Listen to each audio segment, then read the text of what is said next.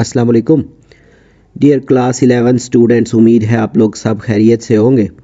इस वीडियो में हम जो तीसरी नज़म है नेशनल बुक फाउंडेशन की, ये जो उर्दू की बुक है फेडरल बोर्ड की, मिल्ली नगमा, जो कि अहमद नदीम कासमी की लिखी हुई है, इसके जो अशआर हैं उनकी तशरीह, उसके अलावा शायर जो हैं उनका तारुफ और नज़म के जो शेरी और फ़नी मुहासिन हैं उनको डिस्कस करेंगे। तो स्टार्ट करते हैं हम नज़म को। सबसे पहले जो अहमद नदीम कासमी जो शायर हैं उनका थोड़ा तारुफ जो है उसको सॉर्ट आउट करते हैं। अहमद नदीम कासमी पाकिस्तान के मुमताज़ शायर, अफसाना निगार, सहाफ़ी और नुकात थे। उन्होंने उर्दू अदब में ग्रां कदर खिदमात अंजाम दी। पंजाब के एक गाँव अंगा में पैदा होने वाले अहमद नदीम कासमी ने अपनी तालीम लाहौर से हासिल की और जल्द ही अदब की दुनिया में एक नुमाया मुकाम हासिल किया। इनकी शायरी और अफसाने इंसानी जज्बात, माशरती मसाइल और देही ज़िंदगी की खूबसूरत अक्कासी करते हैं। इनके मशहूर शेरी मजमूए दास्तां, शबनम और जलाल व जमाल हैं, जबकि अफसानी मजमूओं में चौपाल, बगूले और तसलसल शामिल हैं।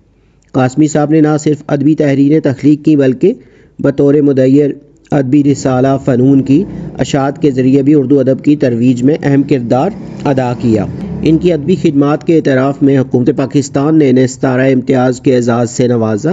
अहमद नदीम कासमी की तख्लीक़ात आज भी उर्दू अदब के क़ारीन के दिलों में ज़िंदा हैं और इनकी अदबी विरासत नस्ल दर नस्ल मुंतकिल हो रही है। नज़म के जो अशआर हैं उनकी तशरीह की तरफ मूव करते हैं। तो जो स्टार्टिंग का शेर है, खुदा करे मेरी अर्ज़े पाक पर उतरे वो फसले गुल जिसे अंदेशाए ज़वाल ना हो। इसकी जो तशरीह है, इस शेर में शायर वतन से मोहब्बत और अमन की ख्वाहिश का इज़हार करते हुए अल्लाह ताला से दुआ गो है कि अल्लाह करे मेरे वतन पर ऐसी खुशहाली और बहार आए जो कभी ख़त्म ना हो। फसले गुल का मतलब बहार का मौसम है, जिससे यहाँ मुराद खुशी, अमन व अमान और खुशहाली है। शायर कहता है कि ये अमन और खुशी जो है वो दायमी हो, जिस पर कभी ज़वाल ना आए बल्कि ज़वाल का खौफ भी ना हो। वो खुशहाली जो सदा रहे और वक्त के साथ साथ बढ़ती रहे। नेक्स्ट जो शेर है, यहाँ जो फूल खिले वो खिला रहे बरसों, यहाँ ख़िज़ां को गुज़रने की भी मजाल ना हो। इसकी जो तशरीह है, शायर अपने वतन से बेपनाह मोहब्बत करता है और इसे तरक्की करते हुए देखना चाहता है। इस शेर में वो अल्लाह के हुजूर दुआ गो है कि मेरे वतन में जो खुशहाली, खुशियाँ, अमन और सुकून आए वो हमेशा कायम रहे। मेरे वतन पे कभी कोई मुश्किल वक्त ना आए। वतन अंदरूनी और बैरूनी दुश्मनों से महफूज रहे। फूलों के खिलने का मतलब खुशियों का आना है। शायर दुआ करता है कि या अल्लाह ये खुशियाँ हमेशा रहें, मेरी धरती, मेरा वतन जो है हमेशा शाद और आबाद रहे। नेक्स्ट जो शेर है, यहाँ जो सब्ज़ा उगे वो हमेशा सब्ज़ रहे और ऐसा सब्ज़ के जिसकी कोई मिसाल ना हो। इसकी जो तशरीह है, ये शेर वतन की सरसब्ज़ी और शादाबी की एक दिलकश तस्वीर पेश करता है। शायर चाहता है कि इसका वतन हमेशा सरसब्ज़ और शादाब रहे और इसकी मिसाल दुनिया में कहीं और ना मिले। यहाँ जो सब्ज़ा उगे वो हमेशा सब्ज़ रहे, ये मिसरा वतन की तरक्की और खुशहाली की अलामत है। यहाँ सब्ज़ा सिर्फ एक पौधा नहीं बल्कि मुल्क की तरक्की और खुशहाली की अलामत है। शायर चाहता है कि इसका जो वतन है उसमें हमेशा खुशहाली और तरक्की हो और ये कभी ख़त्म ना हो।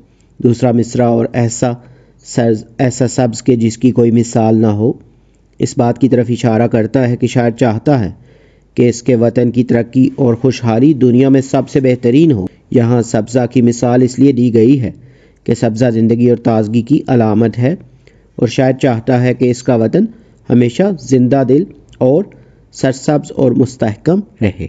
नेक्स्ट जो शेर है, घनी घटाएं यहाँ ऐसी बारिशें बरसाएं कि पत्थरों को कभी रोईदगी मुहाल ना हो। इसकी जो तशरीह है, ये शेर वतन की तरक्की और खुशहाली के लिए दुआ है और ये बताता है कि शायर की वतन से कितनी गहरी मोहब्बत है। इस शेर में शायर ने एक ऐसी तस्वीर पेश की है कि जहाँ वतन में हर तरफ ज़िंदगी और खुशहाली हो। शायर अल्लाह से दुआ करता है कि ऐसी घटाएं आएँ जो इतनी बरकत वाली हों कि पत्थरों पर भी सब्ज़ा उग आए, यानी मुल्क में हर सिमत खुशहाली और नेमतें ही नेमतें हों। अल्लाह पाक इस सरजमीन पर अपनी रहमत बरसा दे जो हर एक को खुशहाल और सरसब्ज़ व शादाब कर दे। हर फर्द अपने फ़न में कमाल हासिल करे اور وطن ترقی کرے۔ یہ شعر وطن سے محبت، عقیدت اور خلوص کی بہترین مثال ہے۔ نیکسٹ جو شعر ہے، خدا کرے نہ کبھی ہمیں سرے وقار وطن اور اس کے حسن کو تشویش ماہ و سال نہ ہو۔ اس کی جو تشریح ہے، یہ شعر وطن کی عظمت اور اس کی پائیداری کی ایک بہت ہی خوبصورت دعا ہے۔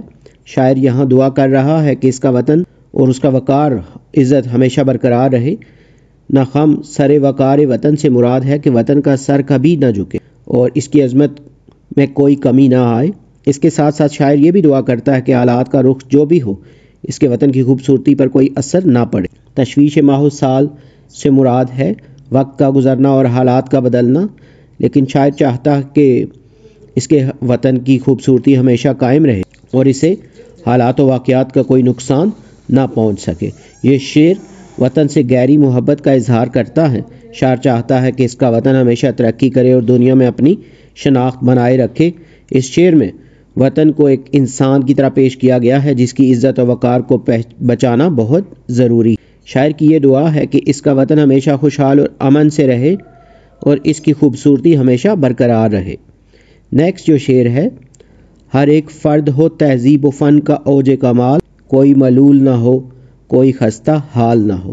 اس کی جو تشریح ہے، شاعر دعا کرتا ہے کہ وطن کا ہر فرد تہذیب و ثقافت میں اعلیٰ ہو اور کوئی بھی فرد درد و ملال میں مبتلا نہ رہے، کسی تنگی کا شکار نہ ہو، یعنی اس ملک میں ہر شخص خوشحال اور ترقی یافتہ ہو۔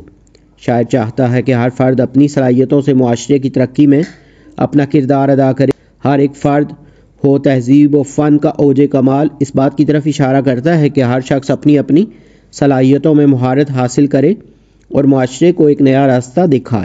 کوئی ملول نہ ہو کوئی خستہ حال نہ ہو اس بات کی طرف اشارہ کرتا ہے کہ شاعر چاہتا ہے کہ معاشرے میں کوئی غریب یا محروم نہ ہو، بلکہ ہر شخص خوشحال اور مطمئن زندگی گزارے۔ یہ شعر ایک ایسی دنیا کی تصویر کشی کرتا ہے جہاں ہر فرد خوشحال اور پر اعتماد ہو اور معاشرے میں امن و امان کا دور دورہ۔ شاعر اپنے وطن میں ایک ایسے معاشرے کے لیے دعا گو ہے جو خوشحالی، ترقی، استحکام، امن و امان اور سلامتی کا گہوارہ، جہاں ہر فرد اپنی صلاحیتوں کا کھل کر اور بھرپور طریقے سے استعمال کر سکے، ہر شخص کے چہرے پر رنج کی بجائے اطمینان جھلکتا ہو۔ یہاں پہ اس کے جو اشعار ہیں ان کی تشریح مکمل ہوئی۔ جن اشعار کی تشریح اگر آپ کو ایسا محسوس ہوتا ہے کہ وہ تھوڑی کم ہے تو اس میں جو شاعر کے تعارف کے کچھ جملے ہیں اور مزید یہاں پہ ابھی ہم جو نظم کے جو شعری اور فنی محاسن ہیں ان کو جو ڈسکس کریں تو یہاں سے آپ ان کو پرولونگ کر سکتے ہیں۔ تو نظم کے جو شعری اور فنی جو محاسن ہیں اس میں استعارہ جو ہے پہلے نمبر پہ، احمد ندیم قاسمی نے اپنی نظم میں استعارے کا بہترین استعمال کیا۔ فصل گل کو خوشحالی، خزاں کو زوال اور سبزہ کو زندگی اور ترقی کی علامت کے طور پر پیش کیا۔ یہ استعارات اشعار کو ایک گہرائی اور معنی بخشتے ہیں جو قارئین کے دل کو چھو لیتے ہیں۔ نغمگی اور موسیقیت جو ہے، نظم میں نغمگی اور موسیقیت کی موجودگی اشعار کو دلکش بناتی ہے۔ ہر شعر میں ایک خاص ترنم اور روانی موجود ہے جو سننے اور پڑھنے والے کو متاثر کرتی ہے۔ یہ نغمگی اشعار کی تاثیر کو بڑھاتی ہے اور انہیں یادگار بناتی ہے۔ سادگی اور سلاست جو ہے، احمد ندیم قاسمی کی زبان سادہ، سلیس اور رواں ہے۔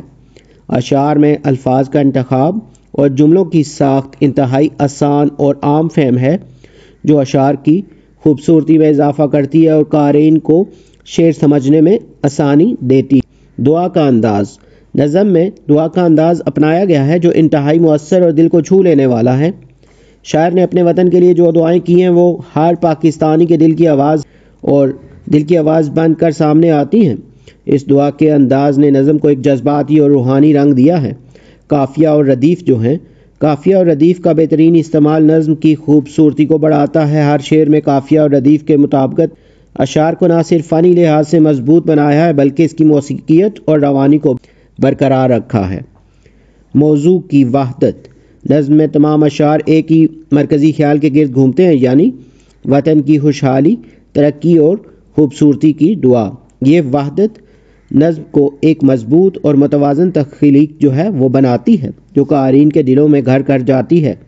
تشبیہات اور منظر نگاری، تشبیہات اور منظر نگاری کا خوبصورت استعمال نظم کی ایک اور خاصیت ہے۔ مثلا پھول کھلے، خزاں کو گزرنے کی مجال نہ ہو، گھنی گٹائیں اور पत्थरों से रोहीदगी जैसे फ़िक्रे नज़्म को एक तसव्वुराती मंज़र की शक्ल देते हैं जो क़ारीन के ज़हन में खूबसूरत तस्वीर बना देते हैं। यहाँ पे ये जो तशरीह है और शेर के जो फ़नी मुहासिन हैं ये भी कंप्लीट हो गए हैं। उम्मीद है ये वीडियो और ये जो नोट्स हैं आपकी तैयारी में हेल्पफुल होंगे। इस बुक से रिलेटेड मज़ीद वीडियोस या नोट्स की ज़रूरत हो तो चैनल के पेज पे जो इस बुक की प्लेलिस्ट है वहाँ पे आपको मिल जाएंगे। इसके अलावा वीडियो की जो डिस्क्रिप्शन है वहाँ पे जो प्लेलिस्ट है उसका लिंक भी गिवन है। जल्द न्यू वीडियो में नए लेक्चर के साथ मिलेंगे। Have a nice time.